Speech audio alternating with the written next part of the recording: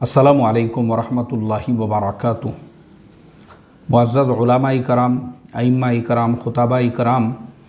जुमा में क्या बयान होना चाहिए, ये इसकी 14वीं कड़ी है। बात शुरू करने से पहले मैं माज़रत तलब करता हूँ। कुछ बड़े उलमा का तकाज़ा ये था, जिनमें ख़ास तौर पे हमारे एक कारी साहब है माशाअल्लाह, जिनका पूरा खानवादा दावत व तबलीग के काम में लगा हुआ है। वो ख़ुद भी एक मदरसे के ज़िम्मेदार है। एक तो उनका ये तकाज़ा था कि जो बातें कही जा रही है जुमा में क्या बयान होना चाहिए, अगर वो टाइपिंग में भी मिल जाती या PDF में भी मिल जाती तो सहूलत रहती थी।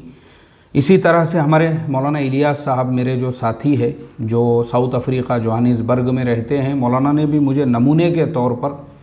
एक जुमा का खुतबा भी भेजा था PDF के अंदर। लेकिन मैं ऐसे तमाम लोगों से माज़रत चाहता हूँ कि देखो, मेरी मसरूफ़ियात की वजह से मैं टाइपिंग नहीं कर पाया, और मैं इंशाल्लाह कोशिश करूँगा आइंदा अगर PDF में वो हो सकता है तो हम PDF में भी जो है आप तमाम लोगों तक वो पहुँचाएँगे।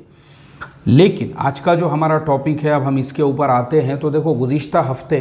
हमने दावत व तबलीग की अहमियत के ऊपर बात की थी। अब ये जो हफ़्ता है हमारा, इस हफ़्ते में भी हम उसी सिलसिले को कंटिन्यू रखेंगे, और आज जो है हम उस पॉइंट्स को हाईलाइट करेंगे कि भाई तबलीगी जमात ने दुनिया को क्या दिया। अब इसमें हम उन इश्कालात के जवाब देंगे कल के जुमा के अंदर, जो बहुत सारे इश्कालात हमारी ही कौम के दीगर मसालिक के और दीगर ख़यालात के जो हमारे भाई हैं उनकी तरफ से आ रहे हैं।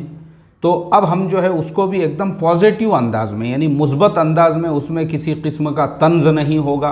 किसी किस्म की तनकीद नहीं होंगी, बल्कि हमारा अंदाज़ वही होगा जो अल्लाह तबारक व तआला ने हज़रत मूसा अलैहिस्सलाम से कहा था, क़ूला लहू क़ौलन लय्यिना। और जैसे कुरान में फ़रमाया, उदउ इला सबील रब्बिका बिल हिकमति वल मौइज़तिल हसना। तो मवाइज़ हसना का जो हमको हुक्म दिया गया है, उसी नहज को हम बरकरार रखते हुए आगे बढ़ेंगे। तो हमारा जो बयान शुरू होगा, शुरू में हम वही आयत पढ़ेंगे, कुरान करीम की आयत से हमारी शुरुआत हो, जिसके अंदर ये दोनों आयतें वल तकुम मिनकुम उम्मतुन यदऊना इलल खैर और उसके बाद कुंतुम खैरा उम्मतिन उखरिजत लिन्नास, ये दोनों आयतें हो गई। अब इसके बाद हम फ़ौरन हमारी बात के ऊपर आ जाएंगे, और हम शुरुआत ये करेंगे कि देखो, गुज़िश्ता हफ़्ते हमने आपको दावत व तबलीग की फ़जीलत और अहमियत बताई थी, लेकिन बाज़ लोगों के कुछ एतराज़ात है कि जैसे तबलीग में 40 दिन, तबलीग में 4 महीने, तबलीग में 3 दिन। तो ये 40 दिन क्या है, ये 4 महीने क्या है, और ये 3 दिन क्या है। चलिए अब हम आते हैं सहाबा इकराम की ज़िंदगियों पर। सहाबा इकराम जो तबलीग के लिए निकले और उन्होंने मक्कतुल मुकर्रमा मदीना मुनव्वरा को छोड़ा, इसलिए कि सहाबा तो अरब थे। लेकिन आज की तारीख़ में अगर हम मदीना मुनव्वरा में देखेंगे तो हमको सिर्फ चंद सहाबा की क़ब्रों का ज़िक्र मिलता है। बाकी जो सहाबा हैं तो वो पूरी दुनिया में फैल गए। सहाबा इकराम की क़ब्रें अरब के पड़ोस के जो ममालिक है, जैसे इराक़ है, ईरान है, बहरैन है, यमन है, और फिर और आगे बढ़ते हैं अफ़रीक़ा के मुल्कों में, जैसे हबशा है, और भी अफ़रीक़ा के जो दीगर ममालिक है, मिस्र है, लीबिया है। ये सारे मुल्कों के अलावा अब हम और अगर थोड़ा सा दूर जाते हैं तो हमारे बर्रे सग़ीर के भी जो ममालिक है, जैसे भारत है, भारत के पड़ोस के ममालिक है। इसी तरह से और आगे बढ़ते हैं तो चाइना तक में हमको सहाबा इकराम की क़ब्रें मिलती है। और ये जो खुरासान का इलाक़ा है, जो अफ़गानिस्तान से शुरू होकर उसके पड़ोस में जो है तुर्कमेनिस्तान है, उसके बाजू में जो है ताजिकिस्तान है, कज़ाकिस्तान है, नीचे किर्गिज़िस्तान है, इधर से उज़्बेकिस्तान है, फिर उधर चाइना है जिसे हम लोग शिनजियांग कहते हैं, और उसके बाद आगे भी चाइना के इलाक़ों तक सहाबा इकराम की क़ब्रें हमको मिलती है। हमारे मुल्क में, भारत में भी बहुत सारी रियासतें ऐसी है जो समंदर के किनारे पे है, जैसे केरला है, गुजरात वग़ैरह है। इन इलाक़ों के अंदर भी सहाबा इकराम के क़ुबूर के सबूत मिले हैं। तो सहाबा इन इलाक़ों तक कैसे पहुँचे? क्या वो 3 दिन के तरतीब पे चलकर पहुँचे थे? क्या वो 40 दिन की तरतीब पे चलकर पहुँचे थे? या वो 4 महीने की तरतीब पे जो है इन मुल्कों तक पहुँचे थे? बल्कि सहाबा इकराम ने इन ममालिक की तरफ जो सफ़र किया, उन्होंने दावत को पूरा मकसद बना लिया अपने ज़िंदगी का, अपने घर बार, अपने जो है पूरे बोरिया बिस्तर के साथ لائف ٹائم کے لیے وہ نکل گئے، اور جن ملکوں میں گئے پھر قبریں بھی انہوں نے وہی ملکوں میں بنائی۔ تو اس سے یہ ثابت ہوتا ہے کہ جب صحابہ اکرام نے اپنی پوری زندگی دے دی ہے اس محنت کے لیے، پوری زندگی، وہاں کوئی لیمیٹیشن نہیں تھا، نہ 3 دن کا تھا، نہ 40 دن کا تھا، نہ 4 مہینے کا تھا، وہاں تو پوری زندگی لے کے جب وہ چلے تو مولانا الیاس صاحب رحمۃ اللہ علیہ جنہوں نے اس کام کی شروعات کی، انہوں نے اپنے زمانے میں یہ جو کام شروع کیا تھا اسی لیے شروع کیا تھا کہ بھائی شروعات 3 دن سے کی گئی کہ ان بستیوں میں جا کے، کن بستیوں میں؟ جن بستیوں کے اندر مسلمانوں کو جو ہے دوسرے مذہب کی دعوت دی جا رہی تھی اور مسلمانوں کو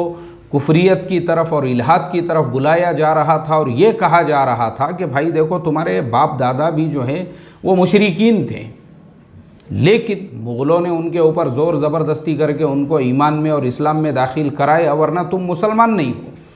ویسی بستیوں کی طرف مولانا الیاس صاحب رحمۃ اللہ علیہ نے پہلے 3 دن کی جماعتیں بھیجی کہ بھائی ہم کم سے کم شروعات 3 دن سے کریں، کہ 3 دن کے لیے ہم اپنا گاؤں چھوڑ کے دوسرے گاؤں کی فکر میں، کہ 3 دن ہم اس گاؤں کے اندر رہیں گے، اس بستی کے اندر رہیں گے اور وہاں کے لوگوں کی ہم فکر کریں گے، تو ہمارے 3 دن کے قیام سے کچھ نہ کچھ باتیں قابو میں آئے گی۔ اب ماشاءاللہ 3 دن کا مزاج بن گیا۔ پھر حضرت مولانا الیاس صاحب رحمۃ اللہ علیہ نے اس میں تھوڑا سا اور اضافہ کیا، اور یہ کہ بھائی اب ہم کو 40 دن کے لیے قربانی دینا ہے۔ اب 40 دن کا جو میتھڈ ہے وہ تو خود قرآن کریم کے اندر ہے۔ جب اللہ تبارک و تعالی نے حضرت موسیٰ علیہ السلام کو جو تورات دینے کے لیے جب انہوں نے اعتکاف کیا کوہ طور کے اوپر، تو وہاں پہ بھی ان کے لیے 40 دن کی جو مدت ہے وہ اس لیے رکھی کیونکہ 40 دن میں انسان کے اندر ایک تغیر آتا ہے، ایک تبدیلی آتی ہے، جو خود قرآن کریم میں انسان کی پرورش اور پیدائش کا جو پورا کا پورا سائیکل بیان کیا گیا ہے، جو پورا کا پورا طریقہ کار بیان کیا گیا ہے، اس میں 40 دن کے اسٹیپ بیان کیے گئے ہیں کہ 40 دن انسان جو ہے وہ صرف نطفہ ہوتا ہے، پھر کس طرح سے جو ہے وہ نطفے سے اس کی پروسیسنگ آگے بڑھتی ہے، اور وہ جو پروسیسنگ ہوتی ہے 40 دن کے اندر اس کے اندر تغیر پیدا ہوتا ہے۔ تو چونکہ 40 دن کا جو ڈیوریشن ہے وہ ایک ایسا ڈیوریشن ہے جس کے اندر انسان کی جو پرانی حالت تھی اس میں اور نئی حالت میں تبدیلی آتی ہے، تو 40 دن اس لیے طے کیے گئے مولانا الیاس صاحب رحمۃ اللہ علیہ کے زمانے میں کہ بھائی ایک انسان 40 دن جو بستی میں جا رہا ہے، جس علاقے میں محنت کر رہا ہے، ایک تو یہ اپنے علاقے اپنے ماحول سے دور رہ کر 40 دن ایک تعلیم کے ماحول کے اندر یہ انسان رہے گا، اور 40 دن اس بستی میں جا کر محنت کرے گا اور وہاں کے حالات دیکھیں گا، تو اس کے اندر بھی ایک تغیر آئے گا، تبدیلی آئے گی، اور یہ ان کا طریقہ کار بالکل صحیح ثابت ہوا، اس لیے کہ اسی 40 دن کی برکت سے آج آپ کو ایسے ہزاروں اور لاکھوں لوگ ملیں گے جن کی پرانی زندگی کی روش کچھ اور تھی اور بعد کی زندگی کی روش کچھ اور ہے، اور پہلے کچھ اور تھے اب کچھ اور ہے۔ اس کی میں آپ کو ایک مثال دیتا ہوں۔ بمبئی میں میرا چلہ لگ رہا تھا اور ایک صاحب نے جماعت کی دعوت کی، اور جماعت میں بہت ہی پرتکلف انہوں نے دعوت کی ہے، پرتکلف یعنی بہت سی پرتکلف چیزیں۔ تو میں نے ان سے کہا کہ بھائی آپ نے اتنا پرتکلف انتظام کیے ہیں، بہت خرچہ کیے ہوں گے آپ نے اس کے اوپر۔ انہوں نے کہا کہ دیکھو پہلے میں تبلیغ میں نہیں لگا ہوا تھا تو یہ تو کچھ بھی خرچہ نہیں ہے، اس سے زیادہ خرچہ میں جوئے کے اڈوں پہ اڑا دیتا تھا۔ میں وہ انسان ہوں جس نے 2 لاکھ روپئے ایک رات میں جوئے کے اندر ہارے ہوئے ہیں، 2 لاکھ روپئے، اور اس طرح سے جوئے کے ماحول میں میرا پیسہ برباد ہو رہا تھا۔ لیکن جب یہ تبلیغ والوں کے ہاتھ میں چڑھا اور انہوں نے مجھے یہی 40 دن میں لے کر گئے، تو پہلے میں جواری تھا، پہلے میں شرابی تھا، پہلے میں غلط ماحول میں تھا، لیکن جب اس راستے کے اندر میں نکلا اور 40 دن جب میں اس راستے میں رہا تو میری لائف میں ایک تغیر آیا۔ پھر میں واپس جب آیا تو میرا کاروبار وغیرہ تو اچھا خاصا تھا، پھر وہی پیسہ جو پہلے جوئے میں خرچ ہوتا تھا میں نے پھر اب اس کی سیونگ شروع ہو گئی، پھر اچھا ڈیولپ شروع ہو گیا۔ پہلے میری چھوٹی دکان تھی، اس کام کی برکت سے میں ہول سیلر بنا، اب میری خود کی مینوفیکچرنگ ہوتی ہے۔ یہ تو کوئی بھی خرچہ نہیں ہے، بلکہ اس سے 10 گنا زیادہ خرچہ تو میں ایک رات میں جوئے میں اڑا دیتا تھا۔ تو اسی کام کی برکت سے اللہ نے جوئے میں اڑنے والا جو میرا پیسہ تھا اس کو بچایا، تو اب کیا میں اس کام کے اوپر وہ پیسہ خرچ نہ کروں؟ जिस काम की बरकत से अल्लाह ने मेरी ज़िंदगी बदल दी, इसी काम की बरकत से, तो ये कुछ भी नहीं है, वो मुझे ऐसा बताने लगे। तो ऐसी आपको हज़ारों लाखों मिसालें मिलेंगी कि वाकई में भी मौलाना इलियास साहब की जो तरतीब थी 40 दिन वाली, उससे इंसानी ज़िंदगियों में बदलाव आने लगा। और फिर ज़माने बदलते गए तो फिर उसी 40 दिन को 4 महीने में तब्दील किया गया, ताकि और दूर के इलाक़ों में जाकर जो है मेहनतें की जाए। और 4 महीने की मुद्दत भी इसलिए रखी गई क्योंकि जो घर वाले हैं, जो अहलो अयाल है, वो 4 महीने तक सब्र व तहम्मुल कर सकते हैं। एक बीवी भी अपने शोहर के बग़ैर 4 महीने तक रह सकती है। यह साइंटिफिक तरीक़ेकार है, इसीलिए ये 4 महीने की तरतीब रखी गई, ताकि एक इंसान 4 महीने जाकर वो एक तो उस इलाके में मेहनत करके वापस अपने घर की तरफ उसको आना है। यानी सहाबा की जो तरतीब थी वो तो अनलिमिटेड थी पूरी ज़िंदगी के लिए। एक मर्तबा जो अल्लाह के रास्ते में चले गए, उसके बाद में वापस आने का कोई सवाल ही नहीं था वहाँ पर। तो इसलिए ये जो तरतीब है, 3 दिन आपको निकलना है, फिर 40 दिन आपको निकलना है, या 4 महीने, और फिर आप अपने बस्ती में जब आ गए और वहाँ आने के बाद जो उसूल आपके लिए तय हुए हैं कि 5 काम आपको जो करना है, रोज़ की मस्जिद वार जमात है, मस्जिद और घर की तालीम है, और 2.5 घंटे की जो मुलाकात है, ये सारी तरतीब इसीलिए है ताकि आप जो है अपने ज़िंदगी का एक हिस्सा वो दीन की मेहनत के अंदर लगा सको।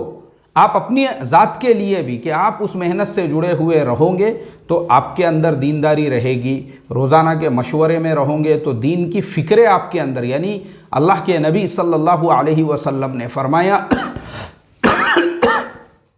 दीन की फ़िक्रों में एक लम्हे का बैठना वो 80 साल नफल इबादत से अफजल है। मतलब क्या है इसका मतलब यह है कि आप जो फ़िक्रों को लेकर बैठे हैं वो अल्लाह के लिए आपकी फ़िक्रें हैं। तो अल्लाह 80 साल नहीं बल्कि उससे ज़्यादा भी आपको नवाज सकते हैं, उसके यहाँ तो अनलिमिटेड मामला है,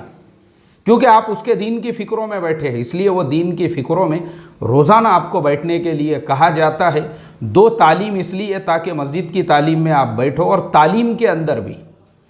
जो मुंतखब अहादीस हमारे बड़ों ने, हमारे बुज़ुर्गों ने, हज़रत जी मौलाना यूसुफ़ साहब रहमतुल्लाह अलैह ने जो मुंतखब अहादीस किताब लिखी है, सही अहादीस का पूरा मजमुआ इसके अंदर इसीलिए जमा किया क्योंकि फ़ज़ाइल अमाल के अंदर बहुत सारे वाक़यात पर जो लोगों को इश्काल पैदा हो रहे थे, क्योंकि लोग उसको समझ नहीं पा रहे थे, जो आज भी बहुत सारे लोगों के इश्कालात वग़ैरह है, इसीलिए सही अहादीस के एक मजमूए को जमा किया गया ताकि ये सही अहादीस के मजमूए की वहाँ पे तालीम हो सके। और रहा फ़ज़ाइल अमाल का मसला, उसके अंदर भी जो वाक़यात वग़ैरह है वो भी अपनी जगह पे बिल्कुल मुदल्लल है, इसलिए कि हज़रत शेख ज़करिया ने उसमें जो वाक़यात लिखे हैं वो भी किसी और किताब के हवाले से उन्होंने लिखे हैं, वो अपनी जगह पे है। इसलिए कहा गया कि भाई एक वक्त में मुंतखब हदीस पढ़ी जाए और दूसरे वक्त में जो है फ़ज़ाइल अमाल की भी तालीम हो, ताकि दोनों किताबों की तालीम चलती रहे। तो घर में भी तालीम होंगी और मस्जिद में भी तालीम होंगी, तो कम से कम हमारे घर के अंदर जो है, घर में भी अल्लाह के नबी सल्लल्लाहु अलैहि वसल्लम की हदीसें किसी न किसी तरीक़े से पहुँचेंगी, और बाहर भी हम सुनते रहेंगे तो घर का माहौल भी दीनदार बनेगा और बाहर का माहौल भी हमारा जो रहेगा वो दीनी रहेगा। और 2.5 घंटे अपनी ज़िंदगी के इसलिए दीन की मेहनत में देना है क्योंकि अगर हम वो 2.5 घंटे रोज़ाना फ़ारिग करेंगे तो चूँकि हमारे सैकड़ों घंटे चबूतरों पे गुज़र रहे हैं, होटलों के टेबलों पे गुज़र रहे हैं, दुनिया की फजूलियात के अंदर, यानी जो ना दीन है ना दुनिया है, उसके अलावा की चीज़ों पे ख़र्च हो रहे हैं, इसलिए वो 2.5 घंटे की तरतीब तय की गई। और फिर इसमें भी जो महीने के 3 दिन इसमें भी जो आते हैं वो इसलिए आते हैं कि फिर आप महीने के 3 दिन निकल कर किसी बस्ती को टारगेट बना के उसमें बार बार 3 दिन जा रहे हो, बस्ती के लोगों पे मेहनत कर रहे हो, इलाके के लोगों पे, तो एक वक्त ऐसा आएगा कि वो बस्ती अपने पैरों पे खड़ी हो जाएगी। यह है तबलीग का जो काम है और इसके जो उसूल है वो इसीलिए है ताकि हमारा जो पूरा माहौल है वो 100% दीनदार बने, और उसी की ये बरकत है। आज हम अपने इलाके में जितनी दीनदारी देख रहे हैं, इंशाअल्लाह इसके ऊपर अब हम अगले जुमा को रोशनी डालेंगे कि तबलीग के इसी 3 दिन की तरतीब से और इसी चिल्ले की और 4 महीने की तरतीब से और इसी गश्तों की और मुलाकातों की तरतीब से ये जो अल्लाह तबारक व तआला ने दीन का जो पूरा माहौल पैदा किया है वो कैसे आया, ये इंशाअल्लाह हमारा अगले जुमा का उन्वान रहेगा। اب ہم اپنی بات کو یہیں پہ ختم کرتے ہیں، اس لیے کہ خطبے کا وقت تو ہو چکا ہے۔ ایسا ہم جو ہے نا ہماری بات یہاں تک ہم پہنچائیں گے۔ اب ہم نے اگلے ہفتے کا ٹاپک بھی دے دیا لوگوں کو، تو ان کے اندر بھی ایک جستجو رہے گی کہ بھائی اگلے ہفتے بتانے والے ہیں کہ تبلیغ کے ذریعے سے کیسے ملکوں کے نقشے بدلے، علاقوں کے نقشے بدلے۔ پھر ہم انشاءاللہ اگلے ہفتے جو ہمارا 15واں جمعہ کا بیان رہے گا اس میں ہم آپ کو ڈیٹیل میں وہ ساری چیزیں بھی بتائیں گے۔ تو اس طریقے سے ہم کو اس جمعہ کا جو بیان ہے وہ اس طرح سے پازیٹیو انداز میں اور مثبت انداز میں، ہم کو کسی پہ نکیر نہیں کرنا ہے اور طنز اور تنقید بھی نہیں کرنا ہے کہ لوگ تبلیغ پہ اعتراض کرتے ہیں اور لوگ جو ہے وہ انگلی اٹھاتے اور وہ ایسا کرتے۔ یہ ہمارے جمعہ کے بیانوں میں نہیں ہونا چاہیے۔ اب آپ بولیں گے یار تم خود تمہارے ویڈیوز میں بولتے ہیں یہ سب باتیں، ویڈیو ایک الگ چیز ہے جو ہم یوٹیوب پہ ڈالتے ہیں، وہ جو